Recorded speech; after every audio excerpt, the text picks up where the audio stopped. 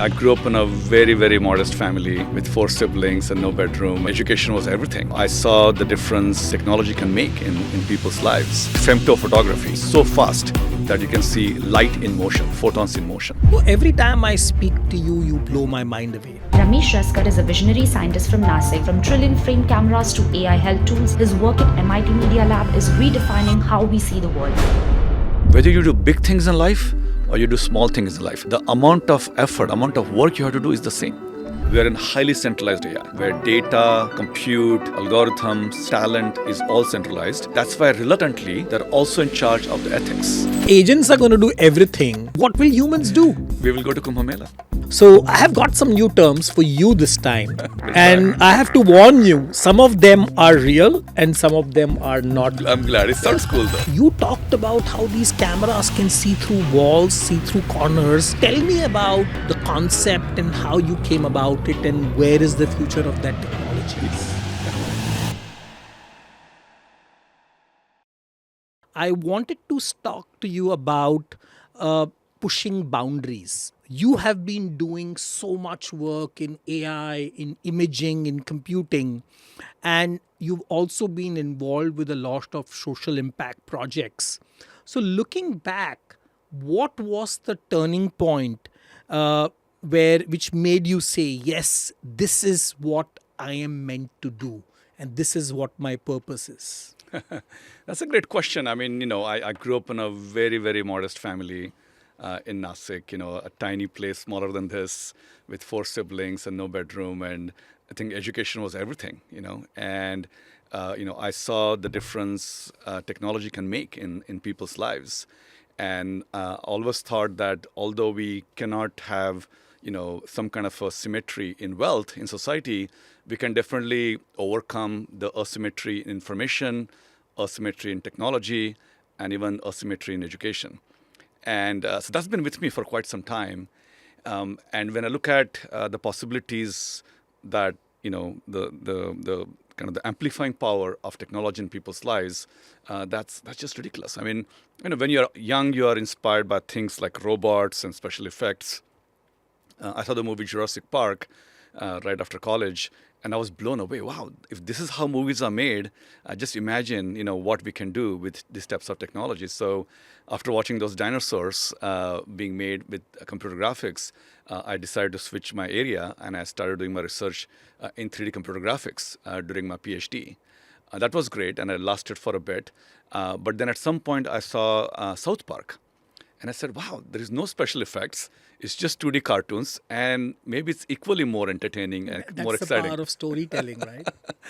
And and that really, I flipped and I said, maybe I'm down the wrong track here, working on 3D computer graphics, and I should work on something else. And so kind of Jurassic Park was the beginning, and South Park really moved me to start looking at something that's, something that's more impactful, more magical, and more unique. But you are a boy from Nasik. How does somebody from a humble beginning in Nasik end up at the MIT, and not just MIT, at the most prestigious MIT Media Labs, where the cutting edge of cutting edge is developed and researched? Yeah, it's definitely, I pinch myself sometimes. I'm having so much fun and have this really unique role where I can make a lot of impact and start new societies and new movements. And again, like growing up in Nasik we were so detached from rest of the world, and as I said before, education was very critical, but also saw how difficult it is. I lost my mother at a very young age, for still undiagnosed health condition. I was still in college, and there has to be a better way to do this. I was doing very well in school. I was ranked number 1 in the 12th HSC board exam. I was in Maths Olympiad. So, a lot of people were expecting me to do well, but I didn't know what I'm going to do. A lot of times, I like to say it's not about the journey, it's not about the destination, it's about the journey, right? And often we don't know where we are going, but we are on our way. I think that's been the motto for my life, that no matter, like planning long term is not possible, but as long as you're doing something really good every day, every week, every month, you're probably on the right path. Every time I speak to you, you blow my mind away. But one time I remember you even gave a talk on that, a TED talk on that, which was about the trillion frames per second camera, a camera which can see from corners. Yes. And that kind of blew everybody's mind off. And I remember vividly that after that talk, for 30 seconds, the entire room was silent because we are already living in a world filled with cameras. There is so much of, like every nook and corner, there is a surveillance camera of some kind. Yeah. But you talked about how these cameras can see through walls, see through corners, and redefined imaging itself. Yeah. To tell me about the concept and how you came about it and where is the future of that technology. Yeah, it's definitely, we call it femto photography. So, a typical camera that we are, using right now can take pictures in a few milliseconds, 1,000th of a second. But femto photography is, you're taking a picture in 1 trillionth of a second. And this was driving a lot of my research One earlier. trillionth of a 1 trillionth of a second. So, which means the movie we showed you with femto photography is recorded not at a million or a billion, but 1 trillion frames per second. So fast that you can see light in motion, photons in motion. And so that was definitely an amazing breakthrough for our team to see how we can redefine the camera, as you said. And this has happened in the past. I mean, when telephony appeared, we redefined what it means to talk to each other. Now we can talk to somebody across the pond, and that meant it's just not we're talking to our friends, but we're talking to customer service agents and many other things. So we redefined what it means to talk to somebody else with telephony. And I think it's the same thing here. We want to redefine what we mean by a camera, because if a camera can see something, not just what's in front of it, but can also see around corners, beyond the line of sight, we change everything. We can change cars that can avoid collision of what's around the bend. We can use endoscopes that can see deep inside the body without having to, go through every complex, part of your body, and so on. So the notion of femto photography, which we invented about 15 years ago, has really changed many aspects of imaging, photography, and computer vision. We spun off it as a venture-backed startup as well, which is doing very well. So we're very excited about this kind of inventions, how they will define. And this combined with AI, have you thought of some very wild use cases of this? Absolutely. I think when you start thinking about photons and not pixels, I mean, we all know that when we take a picture, we talk about, hey, this is a 12 megapixel photo or a 40 megapixel photo, which means that the unit of that photo is a pixel. A pixel literally stands for picture element, right? So that's how we have done it for many, many years. And that's the unit of a photograph, a pixel. But actually, we can go one level down, one level deeper, which is the unit of photo is a photon. Like one light particle, when it hits your camera sensor, is when you start recording that photo. By the way, Vishal, this is how the human eye works. We have cones and rods in our eye, and we don't take pictures by blinking at 60 times per second. Every time a photon hits, our retina, back of our eye, we record that, and a tiny signal, goes to our brain. And so this frameless, asynchronous capture of images is how the human eye works as well. And so my passion has been to figure out how do we make cameras that either mimic the human eye or surpass them. And so this is kind of it's called, the new technology behind is called SPAD, Single Photon Avalanche Diode, which these are cameras that can see in pitch dark. So in addition to be able to create images that see the world at 1 trillion frames per second, the same technology can also be used to see in pitch dark. So if you are in a very dark room and you very quickly see across the room, if you do that with your smartphone camera, you'll get a very blurred picture. But somehow, with a human eye, when we look around the room, it doesn't feel like the images were blurred. You saw a snapshot of every aspect of that room. And that's the magic of the single photon cameras. So from an AI point of view, as you know, a lot of AI is being built for text and audio and images. But nevertheless, when they come to images, they think of 1 pixel as the unit. But we are taking that idea forward, and we're calling it a foundation model for photons and not foundation model for just pixels. And when we have foundation model for photons, we can do amazing things like see in pitch dark, detect things, that are around the corner, create perception modules and so on. So we are on the path to redefine what we mean by perception and AI as well. So, in this particular field, when you discovered or figured out that you could actually record 1 trillionth of a second, do you remember that moment? How did it feel like, when you figured this out? Absolutely. So there were some cameras earlier that were using different technologies to capture that. Even a lidar that you use on a self-driving car, uses similar principle. But the challenge was nobody thought of this as kind of a replacement for human eye, about how we see the world. And I know you really deeply care about art and design. I like to believe I'm an artist as well, in addition to being a scientist. And when you think like an artist, you really say, how do I recreate the human experience? I'm not just building another machine to do a particular task, but how do I appreciate the world, in new ways? And so that's why we call it the art of femto photography. We called it photography, and we didn't call it a femto machine or a femto camera or something like that. It's really the art of that. And once I realized that actually we can use new types of electronics, new types of synchronization, new type of computation to create this new invention called femto photography, it was great. So I think it's important for all of us to think through, the smaller and smaller elements of the world. Just as, at some point scientists thought molecules all it is. They thought, no, but there's atoms, and it's not atoms, there's electrons and neutrons. So I think we have to continuously, and now Higgs boson, you continue to go deeper and deeper in that discovery, and that's how amazing inventions are created. The best thing about you, Ramesh, is at one end you're talking about Higgs boson and femto photography, but on the other end you are this Nasik boy who's obsessed with Indian culture. I remember you once called me and said, Vishal, come to Nasik. I'm organizing the Kumbhathon.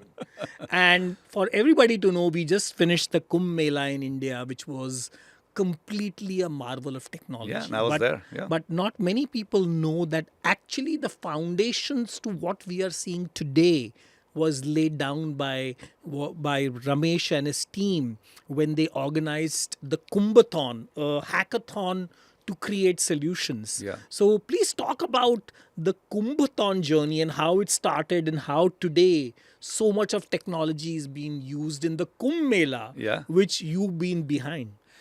I'm glad you brought that up. I like to think myself as somewhat spiritual, and I really want to be, present, and really appreciate, this amazing being we are.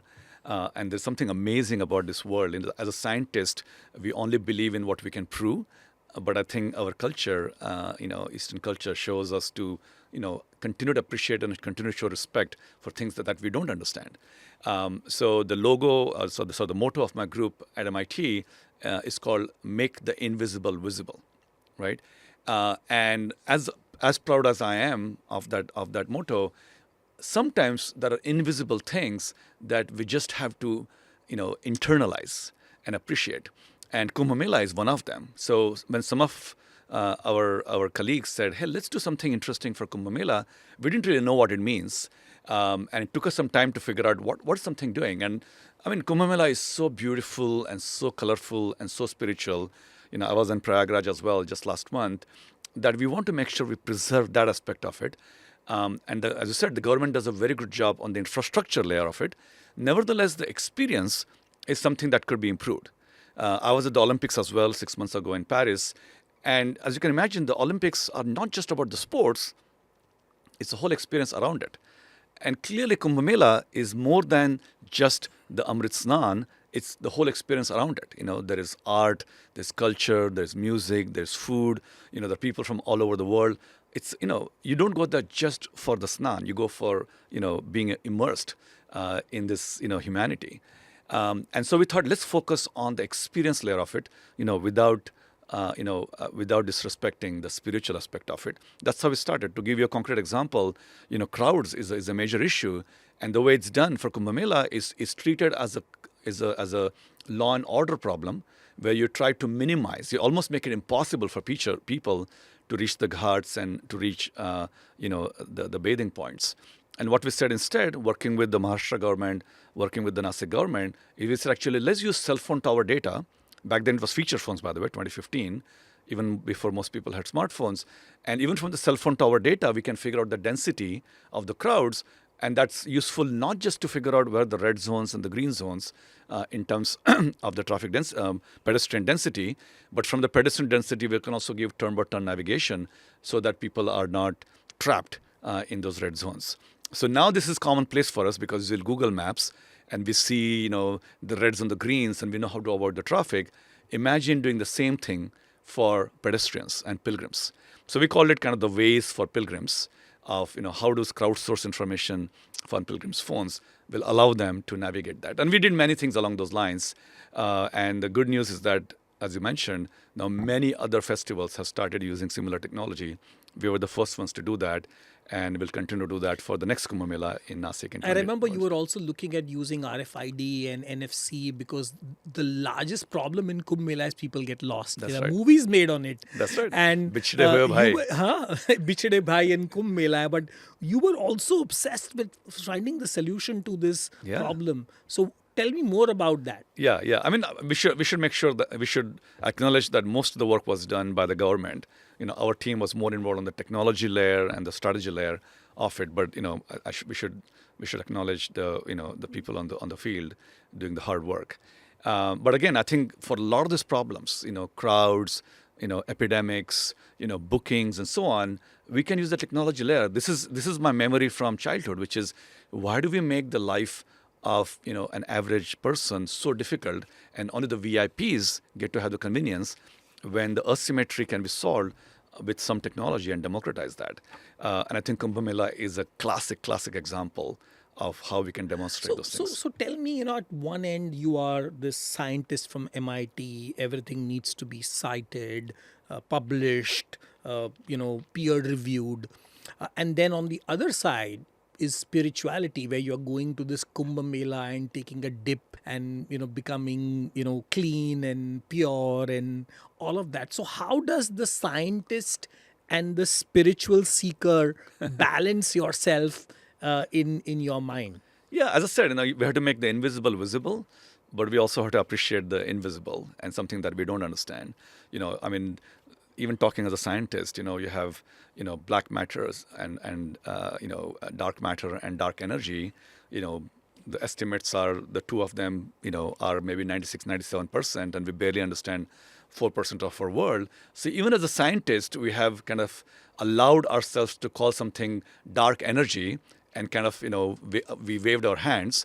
I think we should continue to be respectful of this notion that there are a lot of things we don't understand. That doesn't mean we blindly follow things that are clearly proven wrong by science, but we should continue to be open about things for which science hasn't found an answer yet.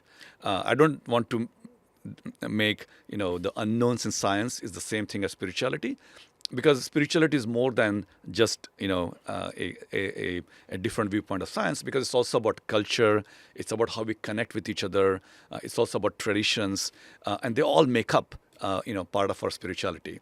So I think that's what makes us human. So talking about connections, you are certainly amongst the most connected man in the world in technology. I have seen you rub shoulders with Jeff Bezos, with Larry and Sergey, with Zuckerberg, with every tech CEO in the US. And even in India, I know you were very close to the late Mr. Tata, Anand Mahindra, and many of the other. You are like the go-to guy on anything tech.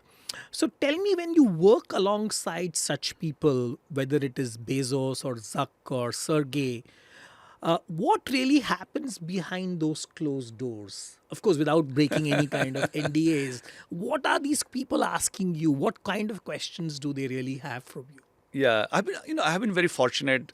Of course, a lot of my inventions, are well known, and they're are very well cited in the academic community. But they also make an impact in society. I have done a lot of ventures. Some of them have done well with good exits.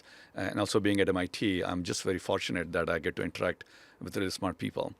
And I was at Google X, for example, and I worked very closely with Sergey Brin, and he would constantly ask me, Ramesh, you build these cameras here on corners. When are you going to build, and take it out, and so on. And to just hear somebody like Sergey Brin constantly question me about why is it taking me so long to build it out is really humbling. And on the other hand, I worked very closely with Mr. Ratan Tata because through Tata Trust, he supported our work, including the work in Kumbh Mela, technology for Kumbh Mela. And through that relationship, we were running a large workshop at IIT Mumbai, and he came as part of the delegation to see how this Tata Trust funded projects are going. So he came with the delegation. He met all our team. It was a very formal visit, and 30 minutes later, he was gone. So we kind of very sighed relief, saying everything went well. And then about an hour later, I got a call from one of his handlers saying, "Hey, Mr. Ratan Tata is going to come visit you, Ramesh." So we were all very scared. Did he see something that he didn't like? And then he walks into the room completely unannounced, and he comes straight to me and saying, "We're going to talk one-on-one. And I don't want to meet anybody else." And of course, I was, as you can imagine, very anxious. And he sat me down, and the very first thing he said, "Ramesh, how can we make sure this happens without you? I have been all over the world. I have never seen this type of innovation strategy anywhere in the world. What you're running through MIT here at IIT Mumbai is amazing, but how can we make you not part of it?" As you can imagine, I was very, very scared about what that means. And he said, "Oh, let me clarify."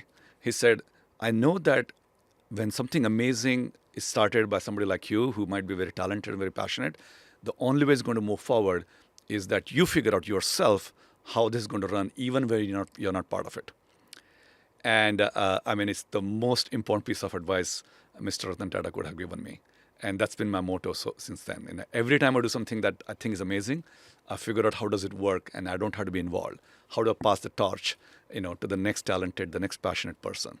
So I think we are just blessed with people who are not only talented and do well, but they really care about mentoring, who's coming after them. So I have been very fortunate to interact with, and I folks think, like that. Mr. Tata always thought about the next generation. He always thought about leaving the world better than what he was. Yeah. And I remember that he also used to contribute heavily for the research. So I remember he kind of gave some huge grant to MIT, if I'm not mistaken. Yeah, right? about $50 million. And then grant is one thing, of course, because funding is given to many universities. But Mr. Ratan Tata would come and sit in my lab completely by himself, no handlers, nobody else.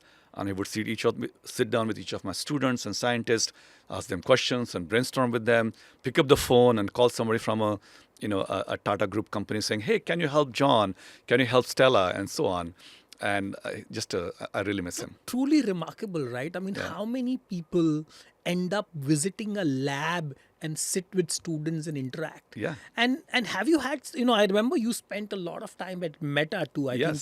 And, you were working on this crazy project to create like a $1 variable. Yes. So tell me, how was it working with Zuckerberg and the culture at Meta? Yeah.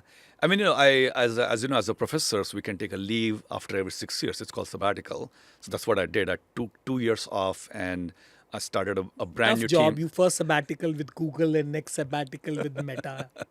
And the next one I might be in India. So let's see. And so, I started a team at back then Facebook. And what I realized is that many of these companies have very good intentions, despite what we talk about in the press. And the certain aspects of the certain aspect of the work they do, unfortunately, cannot be deployed in other form factors. So if you're a social media company, maybe that's all you can do. But one day I woke up and I realized that actually many sectors of society, whether it's agriculture or health or education, can be solved by these companies overnight. And I know you were building Goki around the same time, and so we were exchanging notes. And I realized that, inspired by effort like yours and many others, that if you can create a $1, back then 60 rupees, tab, we can completely change the way technology can be deployed. And, you can look it up online of how we did that. A similar technology actually we deployed during the pandemic by realizing that this really small tags that talk to each other over the Bluetooth. The path check, right? That Exactly. is the path check. Yeah. So I started a nonprofit called PathCheck using the similar idea to see how we can do a automatic contact tracing during the pandemic as well.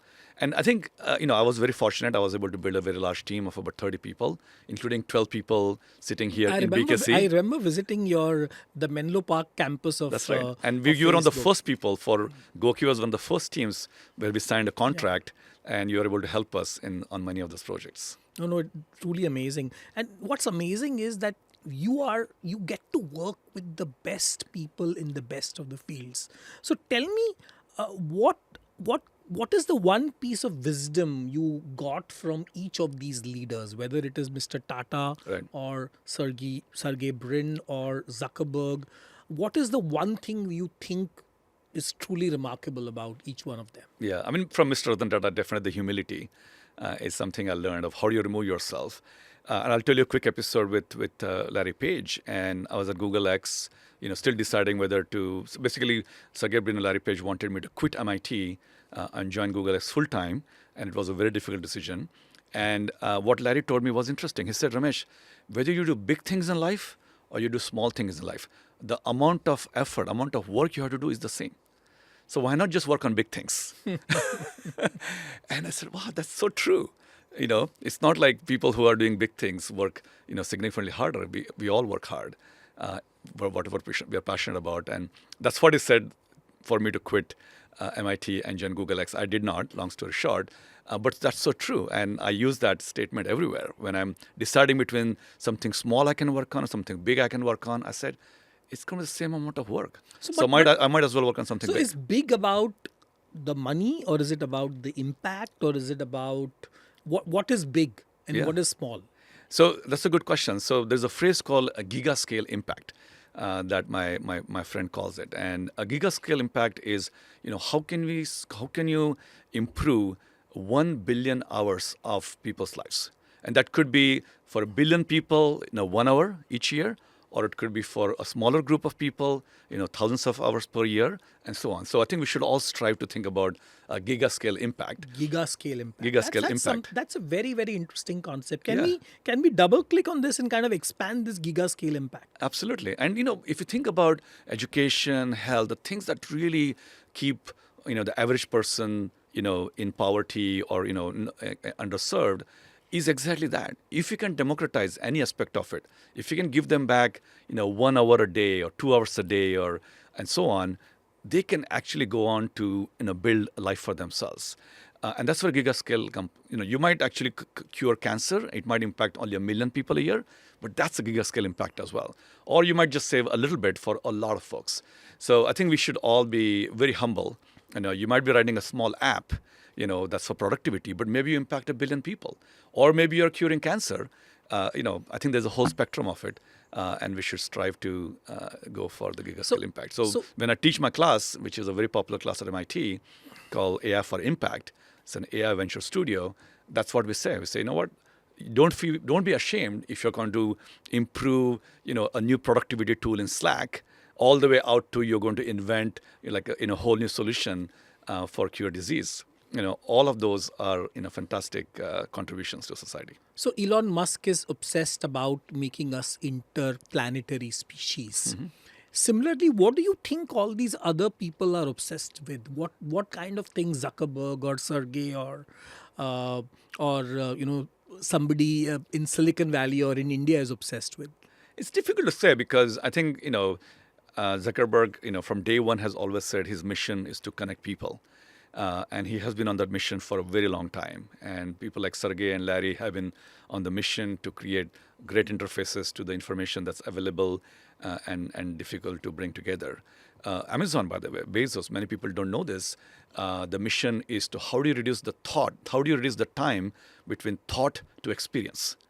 So for any e-commerce company, so everything that Amazon does is driven by this one mission. From the moment you think about, experiencing something to the moment you actually get it. How do you reduce that? So overnight delivery, same-day delivery, being able to download the movies instantaneously, it's all about reducing that. Now, we may not call them as, statements that drive social impact necessarily, but we have to realize that, when we create computers or launch satellites and so on, it feels like this is some kind of a rich man's technology, rich man's solution. But, these technologies at scale go on to change the world. So I think we should, really be inspired by these leaders, these entrepreneurs who have taken on a mission that seems very simple in the beginning, like connecting the world, like connecting the time between thought to experiment. But that's what really kind of, changes the world. Often I meet very young people and they get too obsessed with a very big mission statement, but they don't know how to break it down into smaller subcomponents and kind of knock them out, the subcomponents one at a time. So it's good to learn, as you said, from some of these leaders about what is that one sentence that drives them, and can you define? It takes a long time to come up with that one sentence, and once you have it, you're on the right path.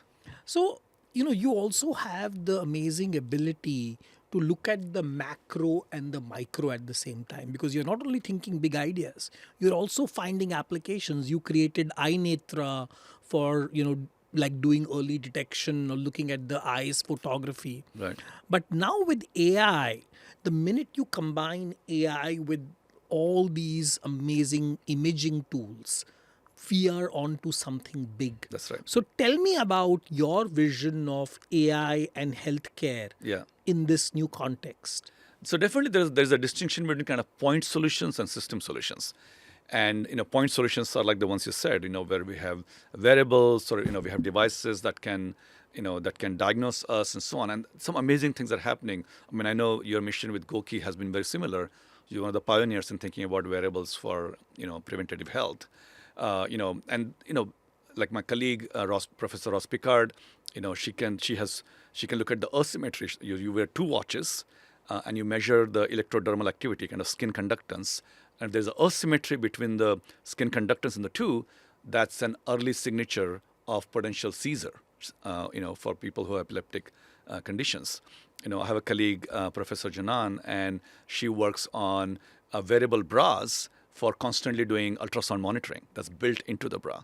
A very small form factor of another one of my colleague, Professor Deblina Sarkar. She's working on, you can call them ingestible.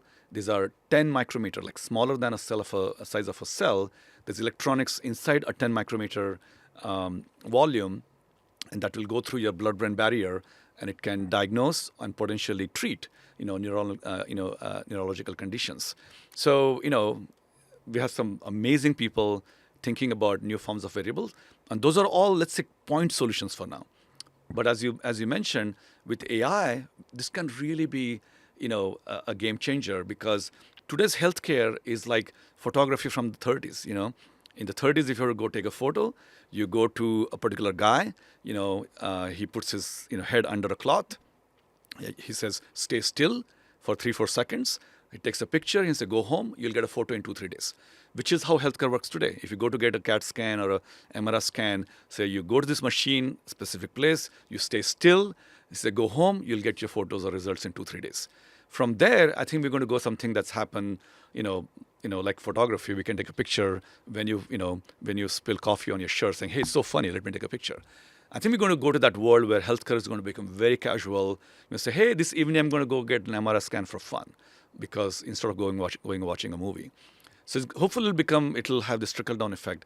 Things will get very, very easy. There'll be variables. And once that happens, then we can use a lot of ideas from AI, because if thousands, maybe millions of people have their data recorded, then the machine learning, the data-driven experiences really start making a difference.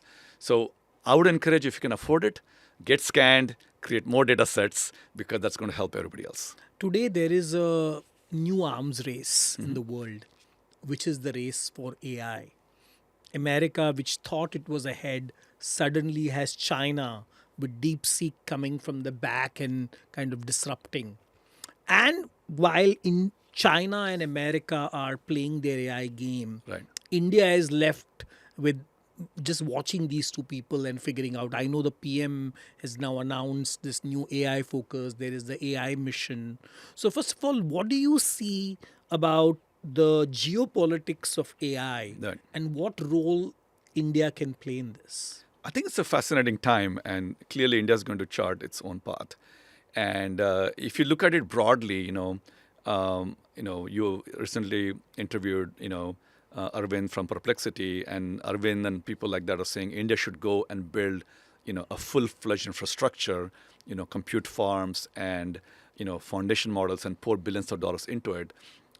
folks like Nandan Nilekani are saying, "Hey, we figured out how to in the 80s and 90s in the service model. So maybe we should just focus on the application and the service layer, and not worry about the foundation and the hardware layer." And there are a lot of opinions like that. I think we have to focus in India on what the strengths are and what the weaknesses are.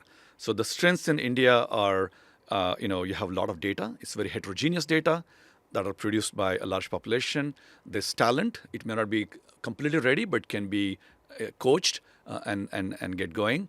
The weakness, on the other hand, is there's not enough compute and there's not enough research, right? So the question naturally for any leader would be, you should focus on your strength in the short term, and you try to overcome your weakness, as a long-range planning. So if you have to do something in the next 6 months, focus on your strength. And in a way, what China did as well was they focused on their talent rather than focusing on their hardware.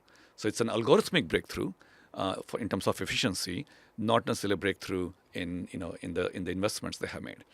So I think, in my humble opinion, India can take a middle approach. I call it the middleware approach. Not focus too much on the hardware, not focus too much on the applications, but create a middleware where India can train its own models of various kinds and make them available. So build on top of Llama and open source models is They what. could be. I mean, I think it's a race to the bottom. The API costs for machine learning models have come down by a factor of 100 in the last 2 years, and they expect they would go down by a factor of additional 100 in the next 2 years. So if there's a race to the bottom in terms of what that is, and it's quite possible that we'll reach our goal, which is the proof of existence here is that the human brain is about 20 watts and about 2 pounds of weight. So 20 watts, remember, is smaller than the energy of a light bulb, which is 50 to 60 watts. And I'm sure over time we'll be able to invent algorithms, machine learning algorithms that consume of the order of that. So we don't want to wait out till it becomes that much efficient. India still has to build gigawatt energy sources and still build compute farms, but we have to go where the puck is going as opposed to where the puck is. So it doesn't make sense to mimic what others have done. Just the same way we would not go and say, let's create a competitor to NVIDIA. It's like that part is done. Let's build something on top of it. I think there's an opportunity for India to, and I have a blog on my LinkedIn about what this middleware strategy could be for India. And I'm very, very sure that in India it can be done in a very unique way. No, I had the pleasure of visiting the MIT campus a few times. And what really kind of stood out was that every student there is like a genius and, could be the next multi-billionaire or the next Zuckerberg or the next Jobs. So how does it feel when you operate in an environment where you are surrounded by these super intelligent, super achievers all the time? I mean, I'm really fortunate to be surrounded by extremely talented people. And as amazing as MIT students are, statistically, they could be, that kind of talent could be anywhere. I think it's, as a society, our responsibility to make sure that they have the resources, they have the density, of peer groups where they learn from each other, and so on. So I'm definitely really enjoying. I really look forward every day waking up and spending time with my team and my other collaborators. But I think similar ecosystems also emerging in other parts of the world. No, but somehow I know India has IIT and a lot of other tech institutes, Right. but we have not been able to still create an environment like the MIT or the media labs. Right. So if you were given the task to set up MIT media labs in India, Right. what would be your go-to market for that? First of all, many countries have tried to replicate MIT Media Lab, and the experiment hasn't worked. In Korea, in Europe, in Latin America, a lot of countries have tried to do that because every country has its unique culture and the way the talent should be developed. And I think it's critical to go to the basics and see what are the elements that will work in a given culture. So is it more about autonomy? Is it about digital carrots and sticks? Is it the method of teaching? And I think it's very important to kind of study that and change that. I think if I were running an institution right now, I would, it's like the cliched example of landlines versus mobile phones. I would leapfrog, the way Western universities are run, and make highly personalized AI tutors, add a lot of mobility, add a lot of peer-to-peer experiences, and completely change the way the faculty and professors engage with the world. I would give them 50% or at least 20% freedom to do whatever they want. There's a very well-known phrase which is, if you want to get things done well, give it to a busy person. Some of the things that could be done are straightforward. I think we have to give a lot of freedom to students. Create basically leapfrog the way others are doing. And the cliched example of skipping landlines and going straight to mobile phones. I think the same thing in education and learning. There may be highly personalized AI tutors going on here. Same with faculty. We should give them, faculty in India should get 50% free. Their time. They can work with industry, start their own companies, start their own venture funds. Those are the things I do. I run my own venture fund. I do a lot of startups. Of course, I take sabbaticals for 2 years. And that makes me very, very fresh. Sometimes I meet professors and they're working on the same thing for 30 years. And I really admire how good they are at that one narrow area. But then the world moves on and you have to kind of continue to reinvent yourself. And working in the real world, working in government, working in the industry, coming back to academia, I think just those exchange of ideas can really keep that fresh. You know very well that there are highly, highly talented people here in Mumbai and rest of India. Absolutely. So it's just a matter of unlocking that potential. So this question about what could be the AI strategy for India, if I look back how some of the large companies suddenly realized after the AlexNet paper in 2012, 2013, when AlexNet suddenly had this boost in the ImageNet challenge. Zuckerberg himself went and tried to recruit Jan LeCun, and Google went after Jeff Hinton, and so on. And they realized we have to get this talent inside the companies. And the one strategy that, of course, the big companies in India should continue to invest in hardware and so on. But if they can just recruit, of the order of 20 people that are world class and bring them to India that are AI scientists, even if it costs them, $1 million or $2 million per person, that will completely change the game. For about $50 million, the trajectory will change. We don't have the time in India to start from scratch and see if you can create, high quality talent that's not just AI engineers, but also AI But scientists. it's not that India does not have the money. All our companies are really, really big. So what is the key difference between what is happening in Silicon Valley or MIT or in that ecosystem Right. versus what's happening in India? Yeah. So if you think about a lot of the previous revolutions, whether it's mobile, whether it's SaaS, whether it's social media, a lot of them were built by really good engineers, who understand human factors. If you see the current crop of companies and efforts in AI, nearly all of them are led by scientists with PhDs. So there's something unique about this particular revolution, and that's why there's a bit of a winner takes all, scenario that's going on. So I think one way to overcome that is to either groom the talent locally, which will unfortunately take a little bit longer, or to start attracting them. I remember the stories of Flipkart when they wanted to launch e-commerce. They hired, people like Piyush Ranjan and others, and that really changed the game to get this going. Some people moved from their e-commerce roles in Amazon to come and start e-commerce companies in India. Unfortunately, the same formula will not work for AI. So I think that's one big thing that could be done. The other big thing would be create consortiums that pool together resources, for data, for algorithms, for code, and so on. And I think if you can get those two things right, attract of the order of 20, 30 top scientists in the world by paying top dollars, and start creating consortiums and pools, there may be a way to get out of this very quickly. I think another topic which you talk a lot about is around the ethics and the privacy and the challenges around the closed AI systems. That's right. And you have a vision of creating a decentralized AI. Yeah. So talk about how decentralized AI would work and how would it take care of the biases and the ethical questions. Let's see how it's done today, right? Today, we are in highly centralized AI, where data, compute, algorithms, talent is all centralized in some of these companies. And that's why reluctantly, they're also in charge of the ethics. I don't think OpenAI or Facebook or anybody is interested in controlling the ethics, but since they are the ones who have to build all the solutions, they have to make some decisions about the ethical aspect of this as well.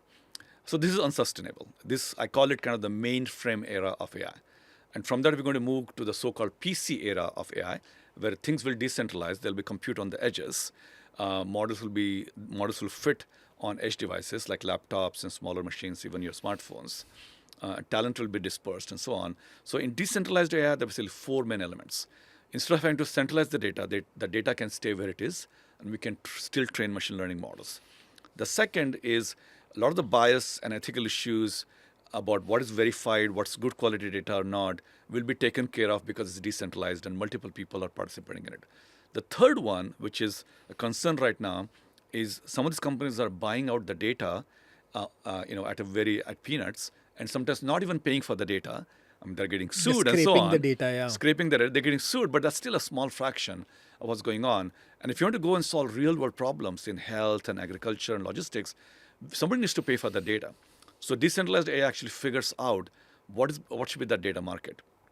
And finally, we also need some kind of a orchestration, some kind of a UX for it. Because right now we think that the only way to interact with AI is through a browser, and you type some command or edit certain things. But that seems really, really boring. I call it the screen AI. And what we need to do is so-called dimensional AI, where the AI is working in the three-dimensional world. And that's going to happen when there's AI in robots, AI in tractors, AI in your refrigerator, AI in your smart cities, and so on. Everything needs to also connect with each other, right? We can't have all these people having their own AIs. And what does it mean to connect? Is to make sure they're decentralized. Otherwise, it's going to be a spoke and hub model where there's one machine sitting in California and we're all connecting to it. But a graph model where everything's connected to each other, like today's internet, is the dream of decentralized AI. So a lot of my research at MIT is on decentralized AI, which also means it's more democratic AI, and it's AI that we can all be proud of. It will have many checks and balances. And as you know, we are already moving away from the world of AI to the world of agentic AI. And the small difference between the two is that in agentic AI, every AI model also has some agency. It has the ability to have memory, has access to calculations, access to simulation, access to the internet, and so on. And so the agentic AI is a kind of an initial, version 0.1 of like the human intelligence encoded in it. But nevertheless, in agentic AI, the assumption is that those agents only talk to other agents if they are in a trusted network. So this is like the intranet of the computing era.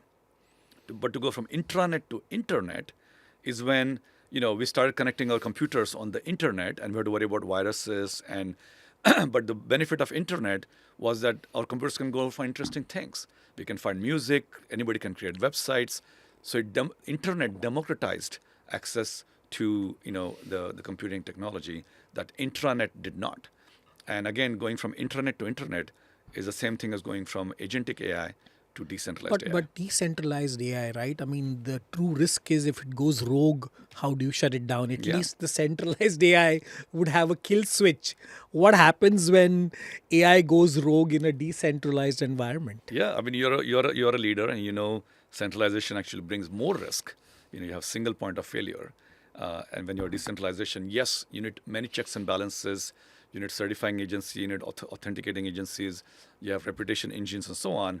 But the democratization, adds more robustness, more anti-fragility to it. And so I think this is very well understood.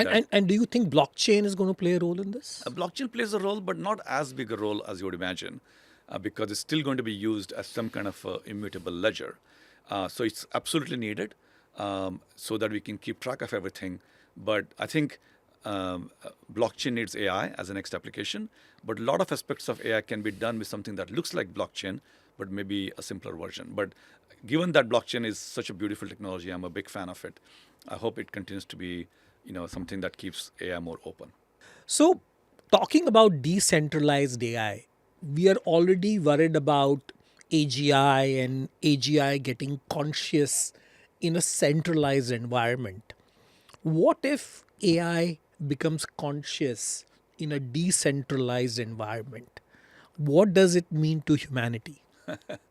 I mean, uh, because of we lack vocabulary, we try to map anthropomorphic words like consciousness, feelings, ambition, and so on. We map, the language we use for, in the human world to the computers. But I don't think anybody has defined what consciousness is, what being sentient is.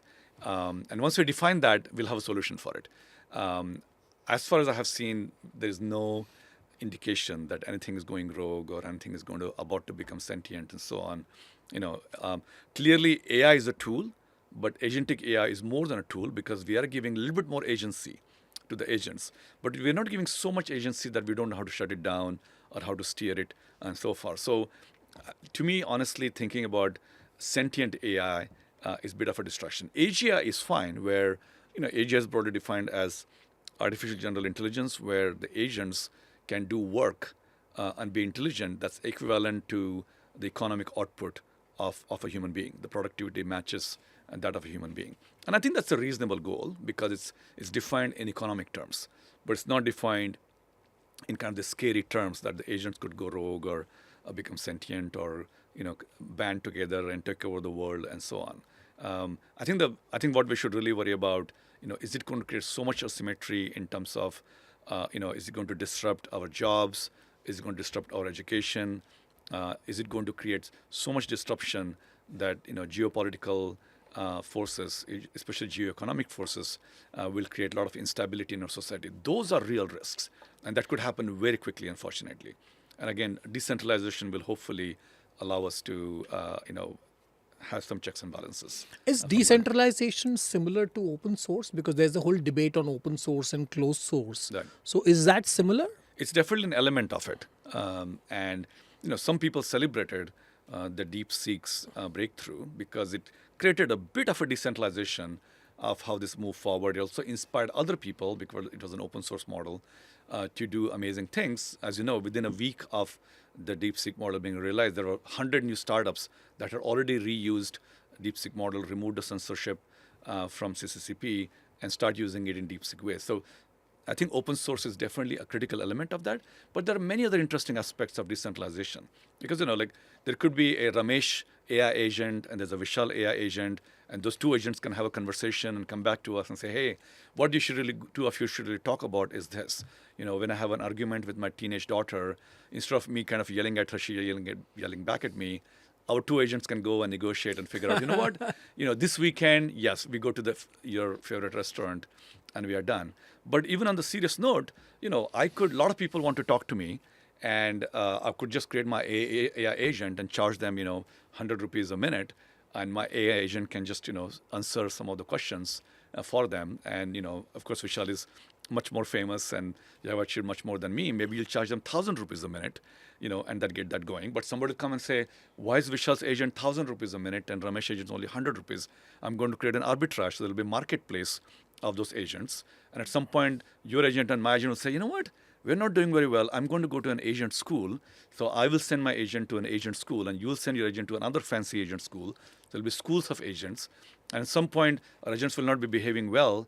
And so we have to send them to a repair shop where these agents will get fixed. And finally, they'll say at some point, 2 years later, they'll be a little bit rusty, and they'll have to call customer service of AI agents. They'll say, hey, you know what? I used to run on this Microsoft version. I don't think I'm doing well. And the customer service will say, oh, you need to upgrade to Windows 21. So now, there's Ramesh, a whole world of AI agents that are coming, and we should kind of get away from the notion that AI is just more sophisticated software. So let's ask you an ethical question. What Yes. if your AI agents commits a crime? Who is going to be put behind bars for that? Which is no different than saying, hey, is your son going to commit a crime? No, And but what my hap- son is different than my AI agent. Yeah, I mean, he has agency, but you do worry whether he'll do something wrong, and you have done everything you can to make sure you have No, imparted but values. if the person is above age of 18, they are their own person and they have to pay for their own crimes. Right. But in the case of an agentic AI, like what you just described, Right. who pays for it? I think it's the same thing. We'll all have to work very hard to make sure We have imparted our values in our agents. Those agents go to good school, and the school impart even more values. We let our agent We hang out. already have so much problem with humans. Now we have to start worrying about AI That's, agents. that's the thing with technology. With every technology, we think our product is going up, but actually makes us more easy. We're like, oh, we used to have assistants, and they used to manage our calendars and so on. And now we have all the technology to manage our calendars. But it just makes us more busy. So I think the same thing is going to happen. The technology just makes us even more busy, unfortunately. And that's where I think goes back to the beginning of our conversation, which is we really have to believe in spirituality and constantly ask questions about why we are here and what is our role in the society. Because if agents are going to do everything, they are going to negotiate, they are going to decide, they are going to learn, what will humans do? We will go to Kumbh Mela. But Kumbh Mela only happens once in whatever 8 years.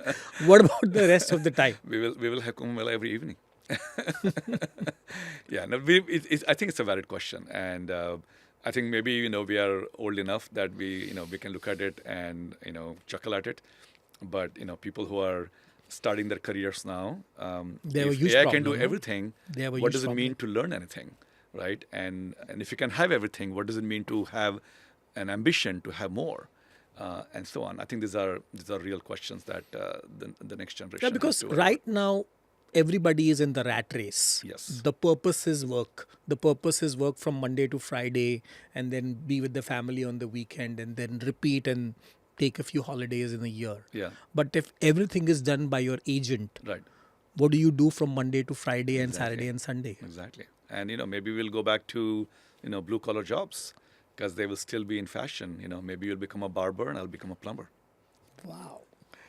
So talking about being a barber and a plumber, MIT professors are always known to throw jargon and create these new terms. So I have got some new terms for you this time, and you have to tell me what they mean. Okay.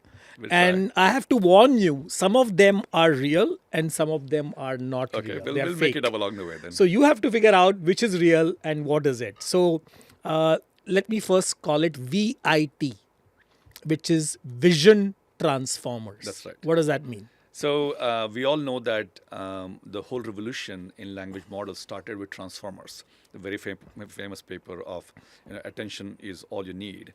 And the key idea behind transformers, which is similar to deep learning, is this notion that you can stack them. You can stack these compute graphs and achieve great results. But the very specific aspect of the attention model is that if you use the word apple, as a fruit versus Apple as the company, previous language models would get confused between them. Okay, you got that. Okay, that's Okay. right. That's right. Okay, good. So now the next one is QMDL, Quantum Multi-Layer Diffraction Learning. Okay, I'm not an expert in quantum. I think it's always 10 years out. I would love to learn more. I'm going to perplexity it.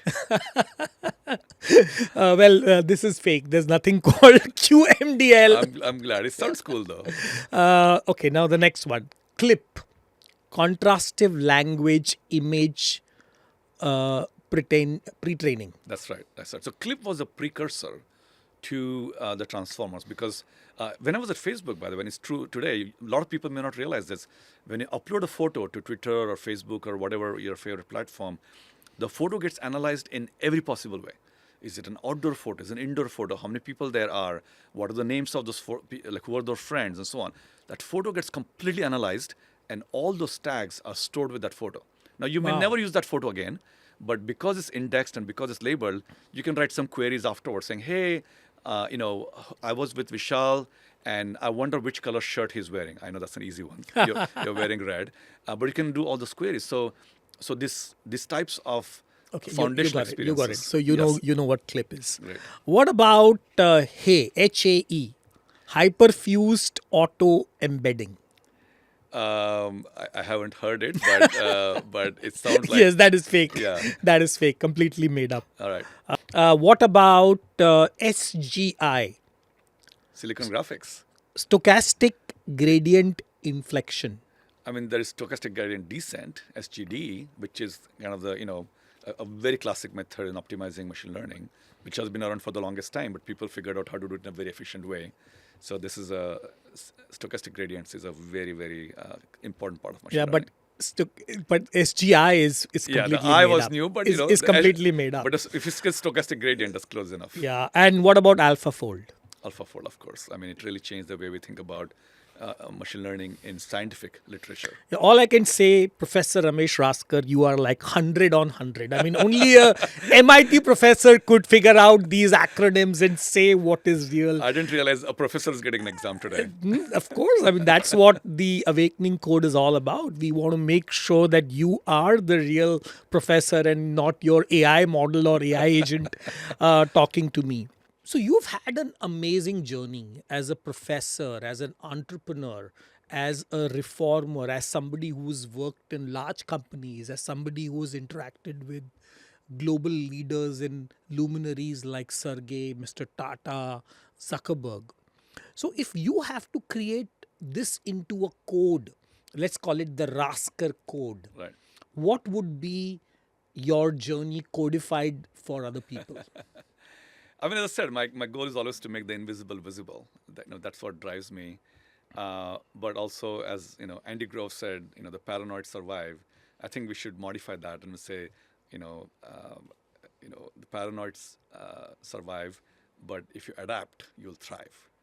And you have to constantly adapt. And we can't just sit on, our achievements and laurels in the past, and continue to adapt and enjoy what we are doing. And another principle I have is Kidagiri. Actually, it came from a conversation with Yashraj Akashi, our common friend who runs TEDx Gateway. And what's funny is that a lot of times I'll be working on a project, and there is the same set of people. In the US, it's Daniel Kraft. In India, it's Yashraj Akashi. And I feel like whatever crazy project I'm doing, I end up crossing path with him. And I one day asked Yashraj, like, why is it that although we're working on something entirely different, we feel like doing something similar? And he said it's because he believes in Kidagiri.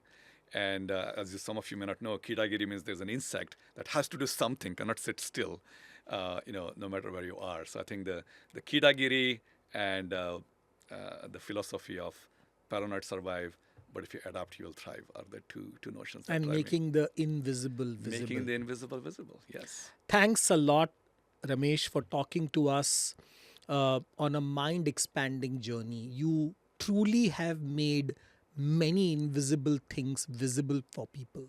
Your vision of creating the decentralized AI to all your breakthroughs in technology. But the best part about your humility, I mean, normally, people like you are only found sitting in ivory towers and, working on their research projects, but you are on the ground. At one moment you are in Silicon Valley and the other moment you are in the Kumbh Mela, and that's what makes you truly unique. Thanks a lot for being my guest at the Awakening Show. Thank you, Vishal. Thank you for having me here. Thank you for your friendship for more than a decade now, and wonderful to be back here in Mumbai. Thank you. Thank you. To our listeners out there, if this conversation gave you a spark of an idea, if you got inspired, or if you got motivated to do anything new, please share this with your friend, comment on our video, and remember that you have to be curious, you have to be creative, and you always have to move forward. Thank you for listening, The Awakening Code.